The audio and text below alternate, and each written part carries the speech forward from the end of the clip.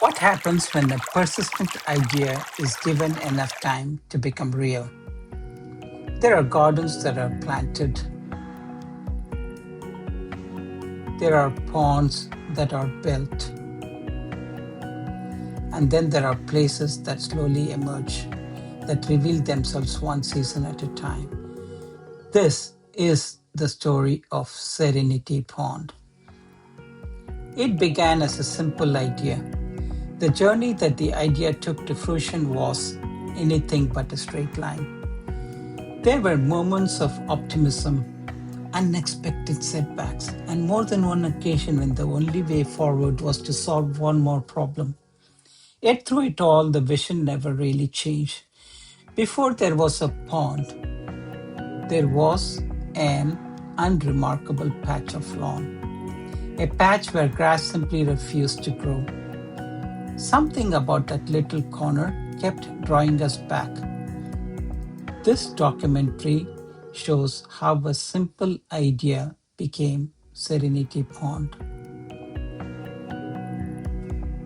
It began with a lone whiskey barrel finding its place in that patch of lawn.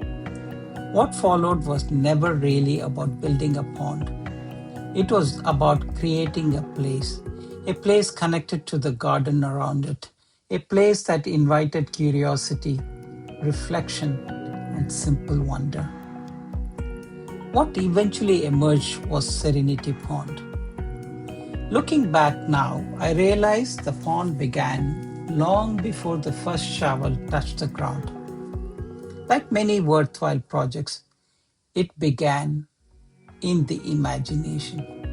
Sketches explore different possibilities, different layouts, different ways of combining water, stone, timber, and planting.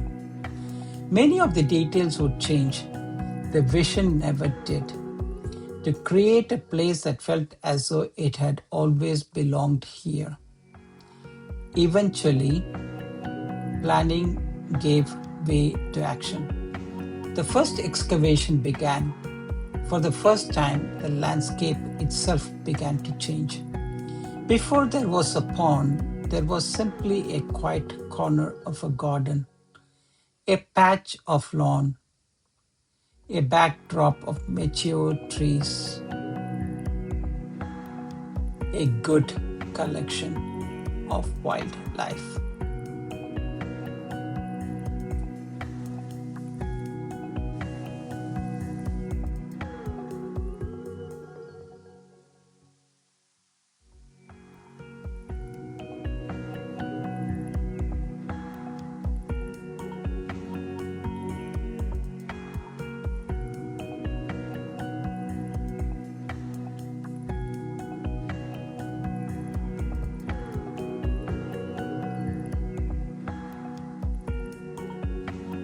And the feeling that this backyard could become something more for all.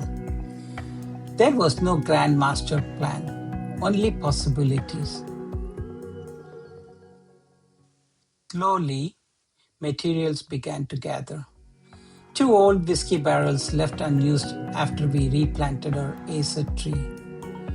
Lengths of reclaimed timber that had quietly waited in a forgotten corner of the garden.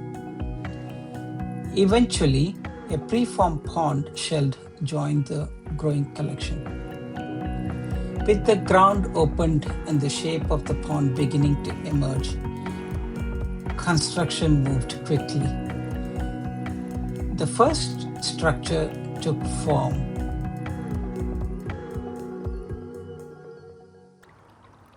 Stone found its place, timber found a new purpose, and water slowly became more than an idea. For the first time, the vision could be seen rather than imagined. Every project reaches a moment when possibility begins to feel like reality. This was one of those moments.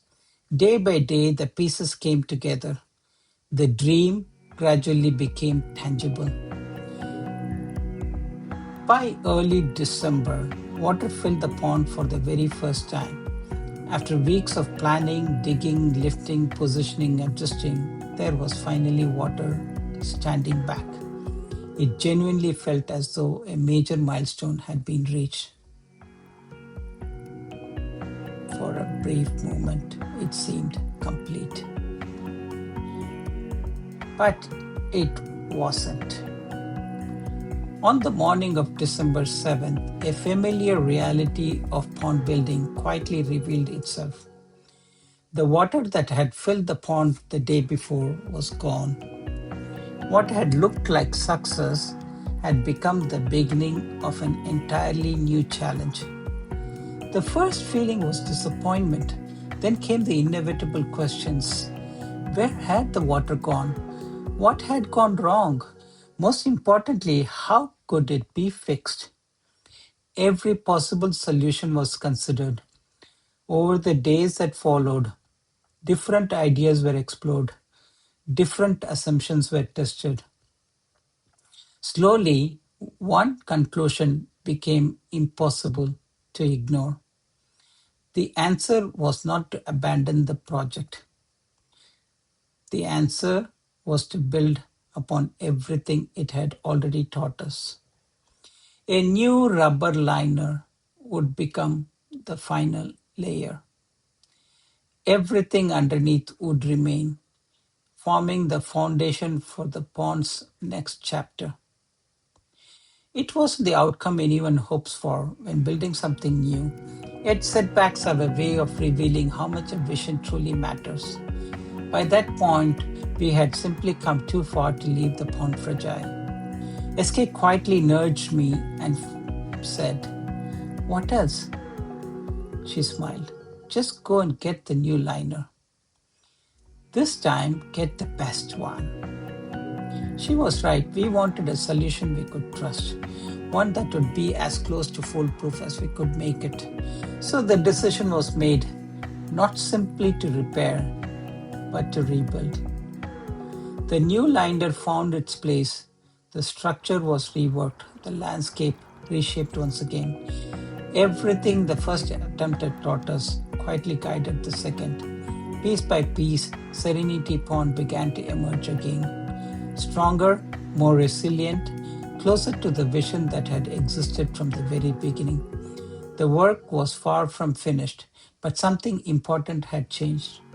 For the first time, the future of Serenity Pond no longer felt uncertain. It simply needed time. With the new liner finally in place, the moment of truth arrived once again. Water returned. This time, it stayed. Not with fanfare, not with celebration, simply quiet confidence. After everything the pond had already taught us, that was enough. Day after day, the water level remained exactly where it belonged. Confidence returned, one day at a time. Almost without noticing, attention began to shift. No longer towards solving problems, but towards imagining possibilities once again. The pond was no longer simply holding water. It was beginning to come alive. Water settled naturally into the landscape. Reflections appeared where exposed liner and bare earth had recently dominated the view. For the first time, there was a quiet sense that Serenity Pond had turned a corner. The water was no longer simply being contained, it had begun to move. The first streams found their rhythm, surfaces shimmered, light began dancing across the water. And then, one of the moments I had been waiting for. For the first time in 3 weeks, the garden was once again filled with the sound of moving water. It is difficult to describe just how reassuring that sound was. The pond was no longer a construction project, it was becoming a living landscape. If water gave the pond life, stone gave it character. Every rock seemed to have its own personality. Some found their place immediately, others were moved, lifted, rotated, stood upright, laid flat, and moved all over again. There was never a precise blueprint, only observation, experimentation, and patience. Time after time, each rock gradually found its place within the emerging landscape. It wasn't always obvious why. Some simply looked right, others quietly transformed everything around them.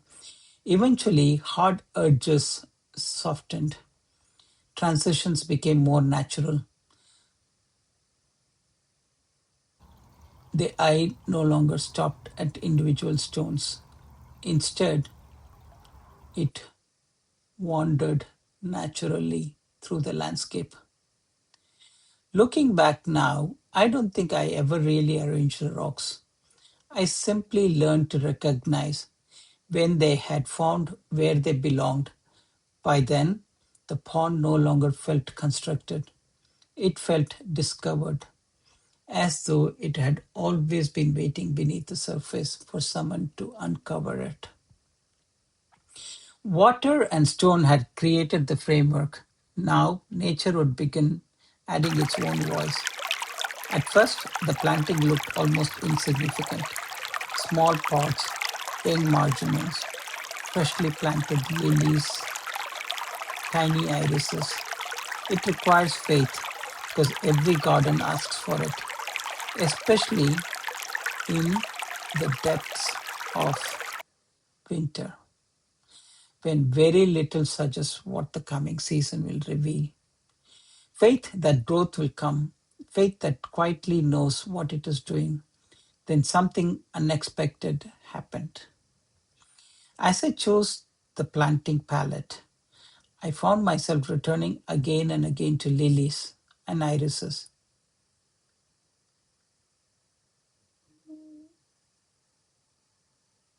Not by accident, but by memory. Nearly 20 years earlier, another pond had become one of our happiest places. It was there that my love for lilies, irises, and pond plantings first took root. One gentle introduction to these plants, Serenity Pond, was taking shape. I was welcoming old friends home. Marginals gradually settled along the water's edge. Lilies reached into the deeper water. Grasses, irises, aquatic plants, each quietly began doing what nature had always intended. The transformation was almost impossible to notice from one day to the next. Yet, month by month, the landscape softened, filled out, began breathing. The pond was slowly discovering its own identity, and time was quietly doing its work. Like the pond itself, the streams never stopped evolving. If there was one part of the project that demanded constant learning, it was here. Flow rates changed, pumps were adjusted, stonework was lifted, shifted, and repositioned again and again and again. Sometimes only a few centimeters made all the difference. Features appeared, disappeared, returned in new forms. Curiosity has a habit of creating its own momentum. One idea quietly led to another. Before long, new features were appearing throughout the landscape. Some eventually became the parts visitors noticed first.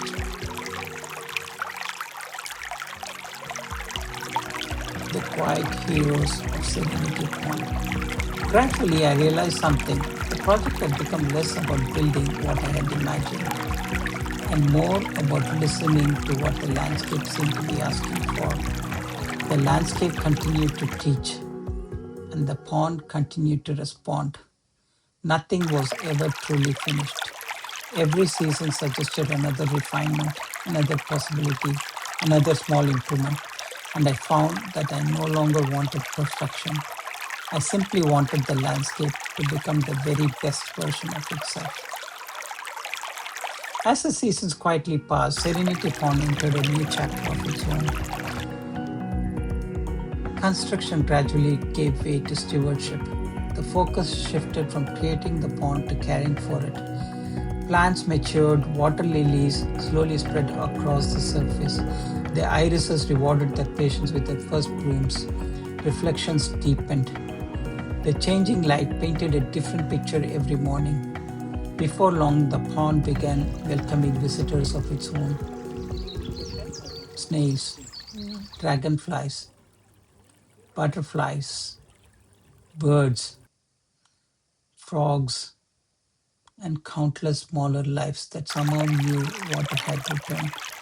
The garden gradually became more connected to the pond, and the pond more connected to the garden.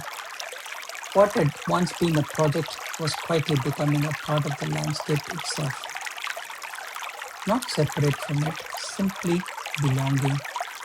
It was no longer just a place to admire, it had become a place to spend time. Morning after morning, the routine rarely changed.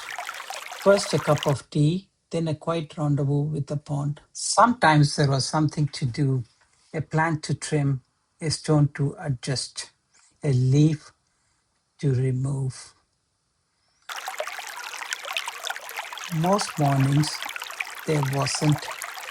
Those became my favorite mornings because I slowly discovered that the greatest pleasure wasn't improving the pond anymore. It was simply being with it. Looking at Serenity Pond today, it is easy to admire the water, the planting, the stonework, the streams, the movement, the reflections. What is harder to see are the hundreds of quiet decisions, the adjustments, the setbacks, the lessons that slowly shaped everything before you.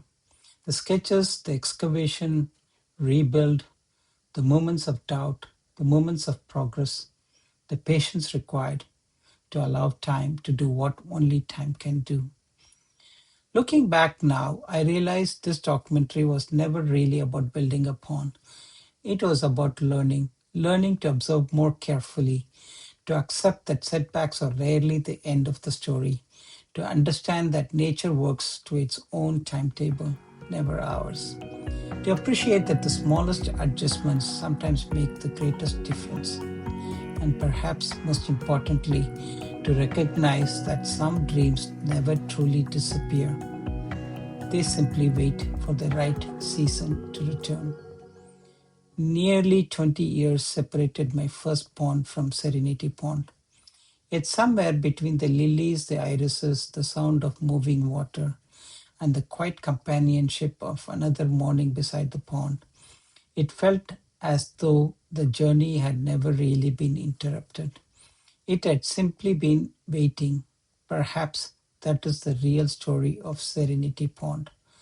Not how a pond was built, but how a place slowly found its soul, and in ways I never expected, how it quietly shaped mine as well. The journey continues, perhaps it always will, because the most rewarding landscapes are never truly finished. They simply continue.